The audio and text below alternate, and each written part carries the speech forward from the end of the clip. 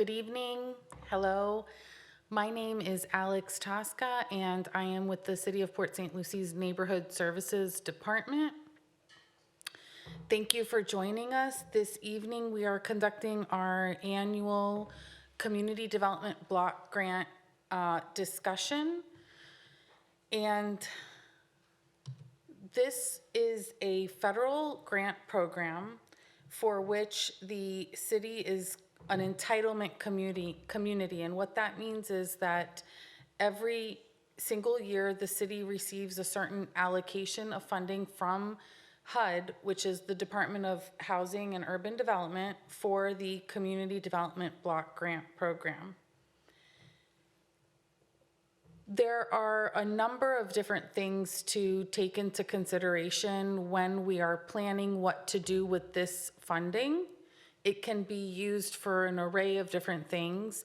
And you can see on the screen there, we have some snapshots of different categories of things that you can do with this funding, including providing for public improvements, housing projects, and we always dedicate a portion of the funding to administration and planning because we have to manage the funds here in the city. Also public services, economic development, and acquisition of different products or services. We can also take out loans against this line of credit, but the city currently is not doing that. There is a lot of information about this program online. It's called HUD Exchange, and if anyone is interested, you can definitely read up more on that or contact someone in the office here at Neighborhood Services for more information. I don't want to take up too much of the time reviewing that, but one interesting thing is last year, this program turned 50 years old. So it celebrated its 50th anniversary, and it's been doing a lot of good work in the communities around the country. It's probably one of the few, or maybe the only, federal grant program that goes to every single congressional district in the entire country.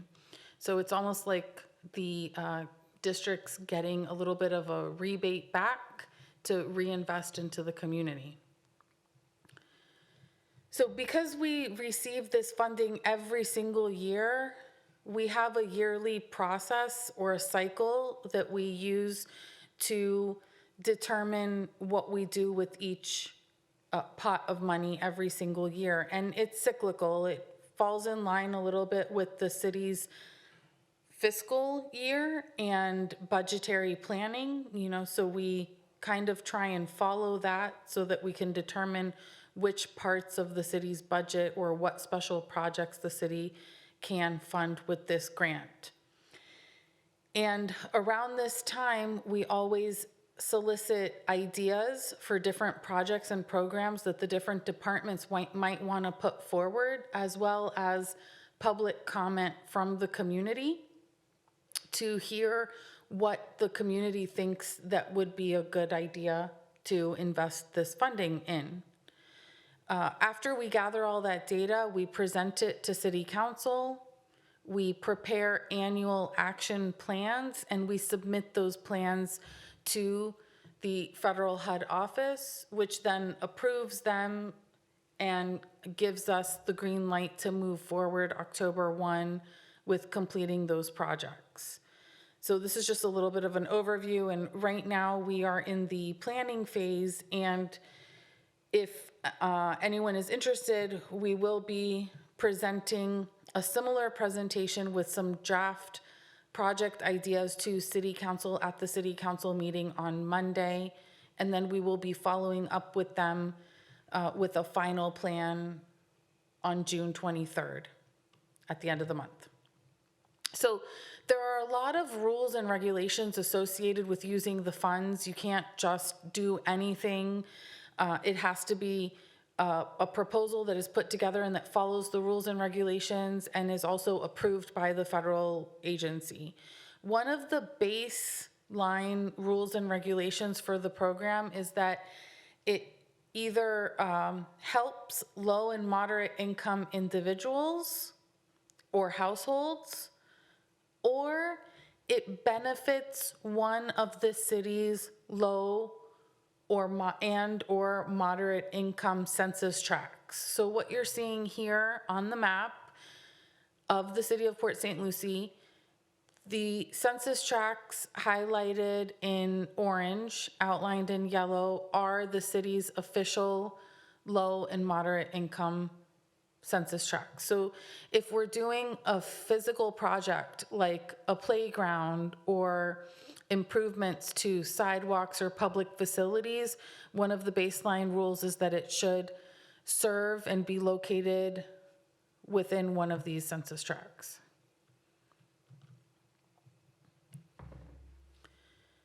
And as far as the planning process, we don't just do annual action plans. We also do what HUD calls 5-year consolidated plans.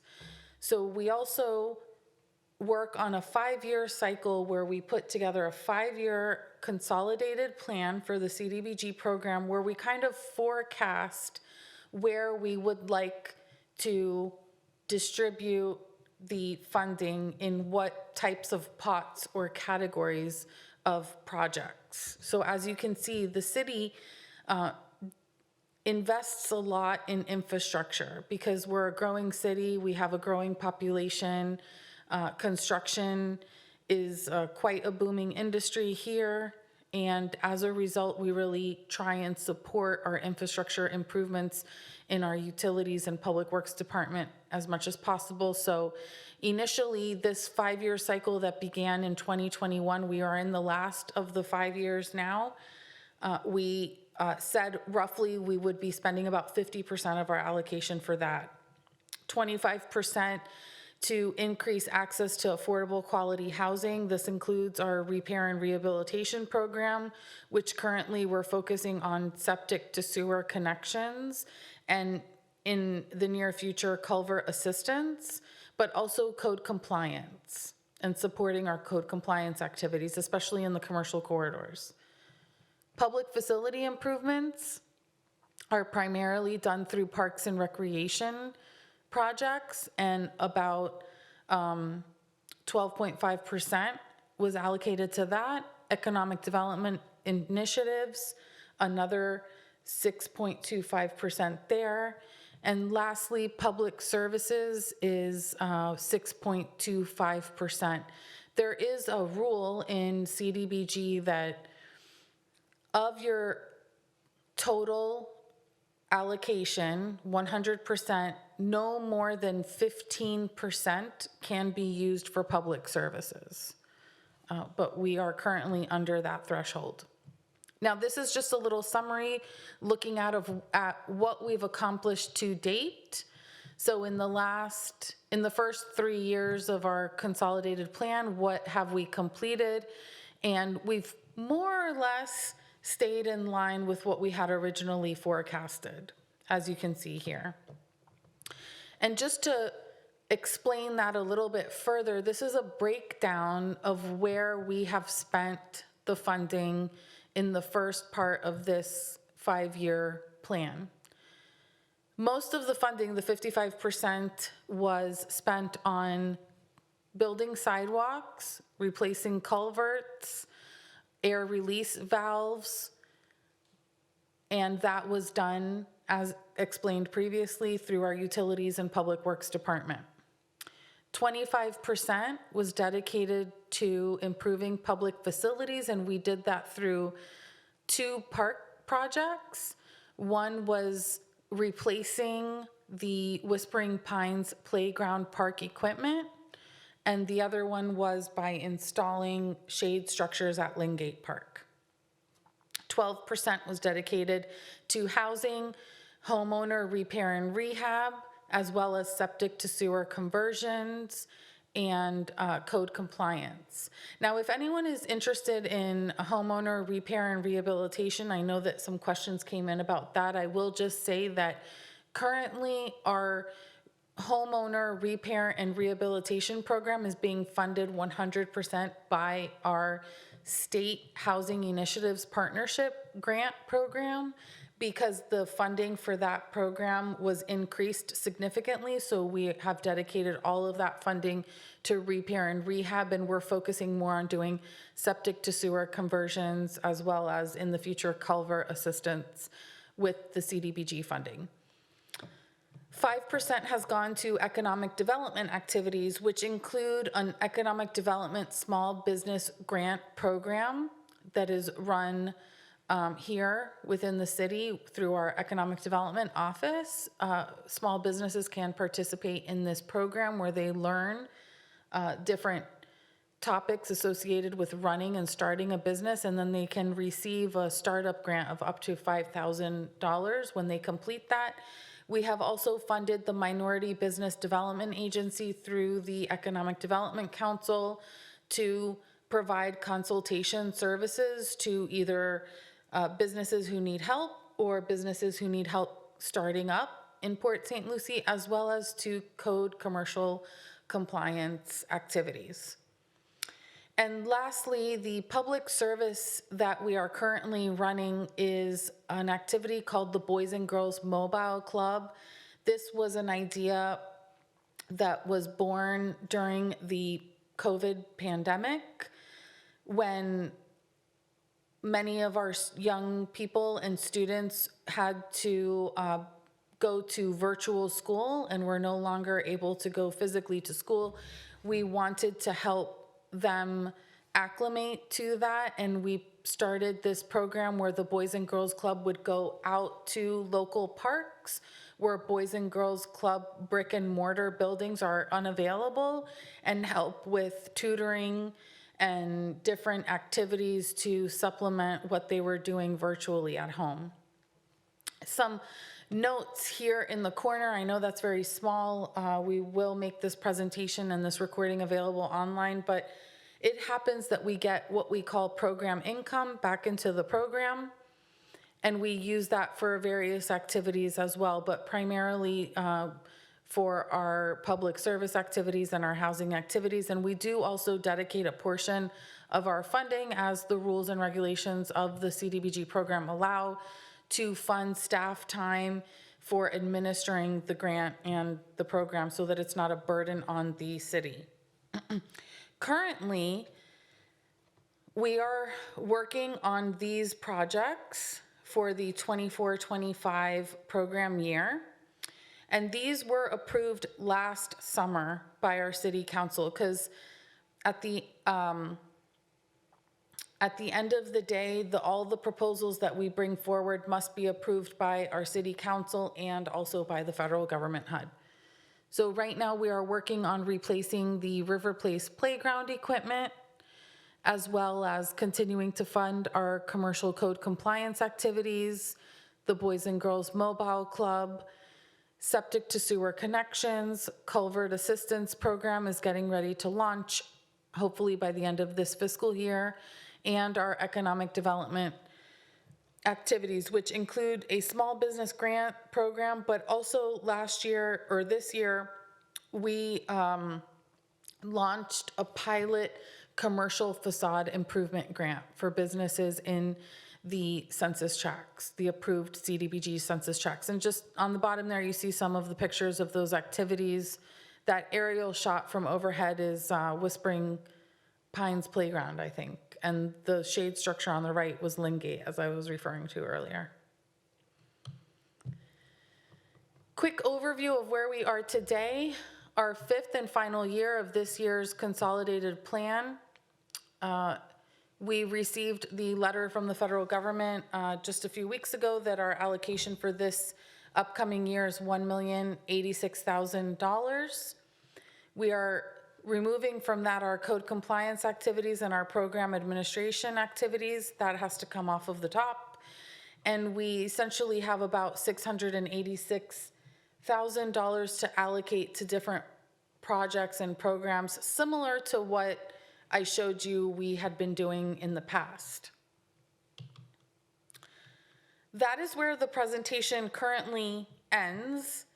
So the purpose of today is to expose you to the CDBG program if you haven't already heard of it, answer any questions you might have, but then also receive feedback from you all of where you think that you would like to see as a resident or as someone who works in the city, where you would like to see these funds used. Do you think that we should invest them more in playgrounds, more in infrastructure, more in housing, more in public services, economic development? Or do you think that the funds can be equally distributed amongst the categories? But we are obliged as a recipient of the funding to put this information out and solicit feedback or public input. And so that is the purpose of today's meeting. You can also fill out the survey online, as well as come into any other public meeting and provide comment during this comment period that we will be holding over the summer. And as I mentioned, if you're interested in seeing the proposals that the departments have put forward for this upcoming fiscal year, I believe they were just published on our website for the council meeting on Monday.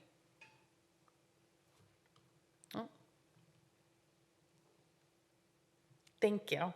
So does anybody have any questions or comments? We also have comment cards in the back. If you'd like to fill them out and leave it in writing, you can do that as well. And we will make sure that everything gets attached to the plans and the presentations. Is there a comment from online?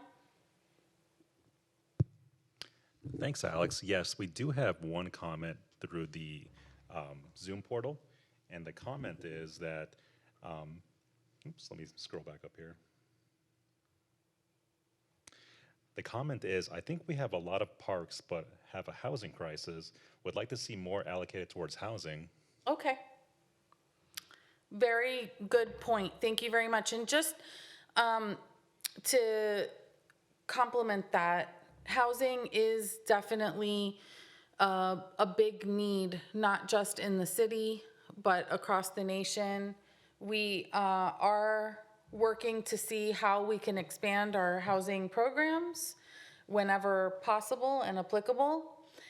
We do, as I mentioned before, we do receive every single year from the state of Florida a SHIP allocation, State Housing Initiatives Partnership. That's what that stands for. And a few years back, we only used to receive about $300,000 or $400,000 because the state government would sometimes sweep the fund or take some of those funds away to balance the budget. But most recently, they stopped doing that and they started giving municipalities their full allocation, or at least 50% of it.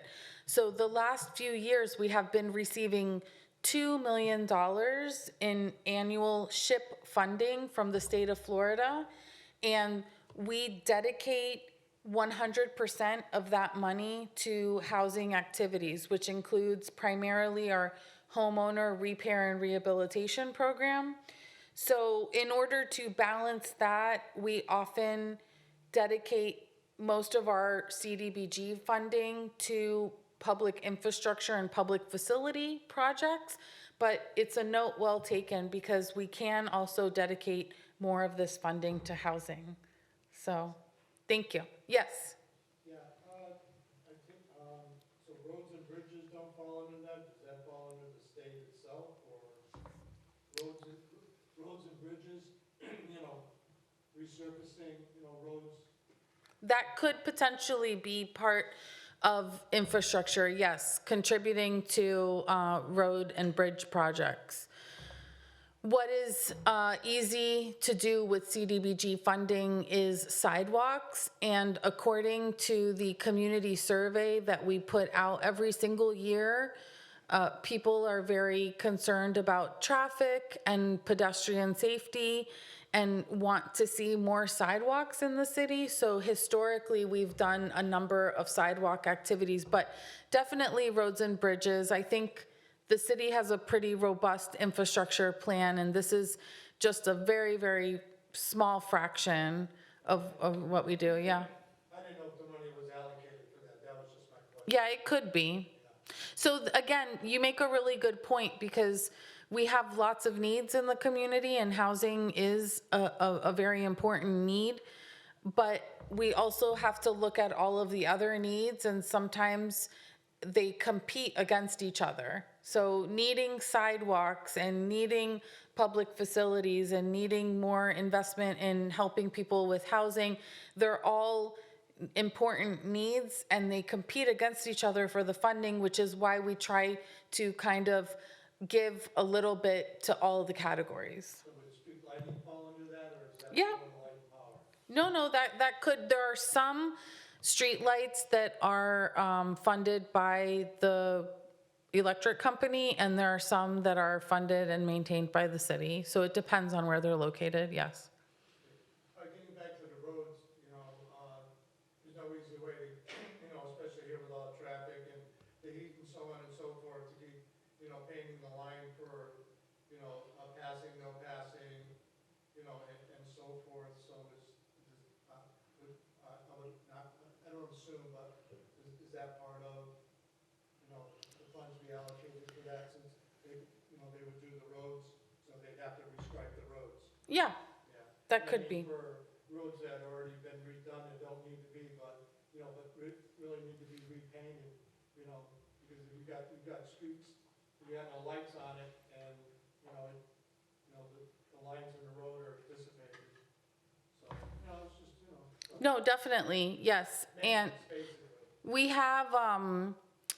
we have a repaving schedule that Public Works maintains, and they have quite a significant budget for that. And so we can definitely point you into the right direction to see how that's planned, and you can contact Public Works and ask as well. So this could technically be allocated to those projects, but if there's, other pressing needs. Well, no, I get all that. I mean, just one question, so does this roll over to next year, or you use it or you lose it? No, it carries forward, it rolls over, but usually that's the benefit of having this cyclical planning process, is that we try and only put forward projects that are ready to go. Because we don't want to put forward a project that's not ready to go and then we have to roll over funding multiple years, because then that gets to be a little bit of a lag and gives us problems with compliance, and we don't want that. So sometimes we have a good project in mind, but it's not shovel ready and it's not ready to go. So we'll put it on the back burner and we might bring it forward a few years down the line. Alex, also with regards to the comment regarding the lighting, we did also get another comment in the Zoom chat on the similar topic, and they stated that we should spend money to light up the road. Many areas are dark at night with no light poles. Right. Another comment about lighting. I know similarly to the fact that we don't have a lot of sidewalks in the city, or we have a lot of, plenty of sidewalks on the major corridors, we just don't have them in all of the residential neighborhoods. The same thing with lights. And that's the way historically the city was built. So we do have a light request program that is managed by our city clerk's office. So if there is a specific road that you are interested in helping to petition to have lit, it is exactly that. You would have to petition the people who live there to get a majority who agree with that, and then you would bring that to the city clerk's office, who will then put it through the various departments and procedures to see if it would get approved and be funded in a future fiscal year. But all the details for that are on the city's website under the city clerk's department, and you can definitely contact them and ask them if you're interested in trying to request for a specific road to be lit. Great. Thank you. I don't have any additional comments or questions on the chat at this point. And you can always email us or call our 24/7 City Hall at 772-871-1775. 772-871-1775. That is our 1 PSL number. And you can call and ask to speak to someone in neighborhood services if you have any additional comments or questions. But you can also call that line to ask any questions about any departments or any activities in the city as well. So if you want to ask more about the light program or Public Works' repaving or street program, you can call that number and have them transfer you to that department. Okay, thank you all for coming. We really appreciate it. And we look forward to updating everyone on what happens this upcoming year with CDBG.